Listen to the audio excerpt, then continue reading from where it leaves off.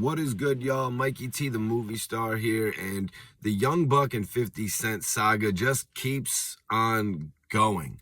50 Cent and Young Buck, they came together at a time in Young Buck's career when he really needed it. After beginning stages of his career, running alongside the 3-6 Mafia, getting a position within Cash Money, using that to further his relationship with Juvenile, which Juvenile just completely dislikes Young Buck now, and I have my own theories about that. I think it really had to do when Young Buck was probably trying to impress Suge Knight. He was probably trying to impress Suge Knight and look like the big guy in UTP. But when 50 Cent picked up Young Buck, his troubles seemed to be over. But in all reality, that's when his troubles were just beginning, because Young Buck didn't know how to handle fame. He didn't know how to handle what was going to happen when the millions of dollars started pouring in. And now he owes 50 Cent. Apparently, he still owes that $250,000 that he asked 50 Cent for to bail him out when he had issues with taxes. When he wasn't putting away money properly from taxes, from all the extensive touring, from the album sales, from any types of check Young Buck was getting, he wasn't putting away the proper amount for taxes. Now, Buck, it's all coming back to haunt you. It's all coming back to harm you, because his projects, his first album, Straight Outta Cashville, that album right there had to do nearly $2 million in sales. Second album, Buck the World, not as successful. Buck was a prominent feature on Beg for Mercy, but had little to do with Terminate on Sight. 50 Cent said it was just featuring Young Buck. Young Buck had been kicked out of G-Unit at that point. But at this point in time, in order to pay back 50 Cent, apparently 50 Cent is having Young Buck's proceeds, his projects, his albums, all put up for auction. That's right, you guys. The albums I just mentioned, Straight Outta Cashville, Buck the World, Young Buck's catalog is being put up for auction to pay 50 Cent back. How crazy is that? 50 Cent is going to the last measure of getting his money from Young Buck. And you guys, I'm not into buying the catalogs of artists. That's a very big thing right now. We've just seen Future's catalog sell. We saw Justin Timberlake sell his catalog. We heard what was going on with Irv Gotti and Murder Inc. That's a whole nother story, selling his catalog. So what is the Young Buck catalog going to be worth? I mean, it's 2 albums. It's probably about how many songs? It's over 30 songs from the Young Buck catalog. I don't think any of the G-Unit releases are going to be conjoined with it, because that's a separate project. Beg for Mercy, buying that, you know what I mean? That's going to come at a big price tag one day. Now, Young Bucks could possibly be going for a low price tag right now. So everybody out there that is buying music catalogs, Young Buck has some records on there. Even though Buck the World didn't really have a hit record on it, there's still some good music on there that Buck did with Linkin Park. So I just think it's crazy because 50 is going after Young Buck in this way. Apparently, Young Buck had signed, Young Buck re-signed with 50 Cent after the fiasco of what his record deal was in the first place. He re-signed to 50 Cent for 2 albums. Why would you re-sign to Curtis Jackson when he wasn't even Curtis Interscope Jackson anymore? I think Young Buck could possibly fight that, because 50 Cent did put out 2 albums, The Beauty and the Beast, that actually featured Young Buck at that time. But I think 50 was getting a little bit annoyed at how much material Young Buck was dropping. Buck started dropping all these albums, the top 10s or whatever they were called. I wasn't really into it. I fell off from Young Buck after the Buck the World album came out and was horribly represented. A project that had so many good records on it The presentation of it was absolutely horrible with that first single, Get Buck. I thought it was absolutely horrible, you guys.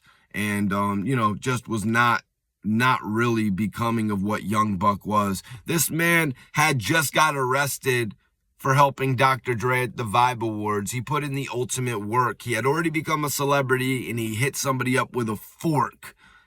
But they put Young Buck up, and he had a $500,000 bail. This was the clear point in time when Young Buck was supposed to take the reins. Buck was supposed to take the reins, you guys, and become one of the prominent artists from the South, like we see Young Jeezy, like T.I. became, like Lil Wayne. At a certain point in time, 50 Cent was trying to place Young Buck up against Lil Wayne, y'all.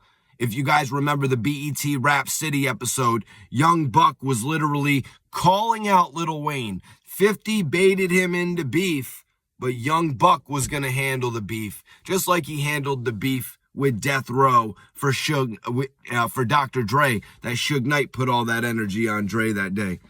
But it didn't accumulate to nothing. Because Buck the World, although it came with Linkin Park features, I mean, Jay-Z had just done a Collision Course album with Linkin Park, so I don't know why Curtis, Young Buck gave you a Linkin Park single. Why would you not release that as the lead single? You were trying to ride the success of Polo the Don. I'm calling BS on that one. You basically sunk the ship of your own artist. Young Buck was giving you gold.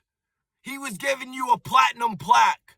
Linkin Park, one of the most over groups back in the late 90s, early 2000s. And Young Buck delivers up a single with Linkin Park? 50, what were you thinking? Jay-Z, the man that you were just recording commercials with, had just done a whole album where they put their music together with Linkin Park. And Young Buck goes and works with the lead singer of Linkin Park. May he rest in peace. Yeah, and you don't do nothing to promote that. You promote Get Buck, a single that didn't have nothing on Let Me In, a single that wasn't bigger than Shorty Wanna Ride. You see, I know my hip-hop history, you guys. And I think it's completely ridiculous that after Young Buck fought so hard to get out of the G-Unit deal, that he would sign back to 50 Cent. That is ultimately disappointing, and you put yourself in this predicament. You put yourself in this position, Young Buck. You put yourself in this position. Do you think if Tupac had gotten away from Suge Knight, that Tupac would have then went back and signed with Suge again? Did Snoop Dogg leave Death Row and go back and sign with Suge years later? It didn't happen. Maybe Daz, maybe Corrupted. Daz took the position running Death Row when they moved over to Priority. Corrupt came back as the president when they got ready for Against the Grain. That's a different scenario, Buck. You were a double platinum artist. You're the one who came out and started dissing 50 Cent and G-Unit because you were worth something more. You were worth something, Buck, because 50 Cent stamped your name. You weren't making any noise running around Cash Money. You weren't making any noise running around UTP. Suge Knight wasn't going to be able to sign Juvenile back then. He had no money left. But you know what, man? I just wanted to break all this down. I wanted to get into it. You already know I know the history. I lived through the history. So we're going to speak on the history. I appreciate everybody tapping into this video. Make sure you hit that like button. Make sure you subscribe to the channel. Hit the comment section. Let me know what you want to see me talk about. It's just nuts that 50 is putting Young Buck. I don't know if it's 50. Young Buck's music is going up for auction, you guys. He has 2 albums. He owes $250,000. How does that even equal out? How does that even equal out? I'd rather own the projects. I'd rather own the catalog than worry about that $250,000, just to be real. But like I said, everybody that's watching this, follow me back. I'll follow you on the gram. It's Mikey T _ the movie star. I'm out of here. I'll catch you on the next episode.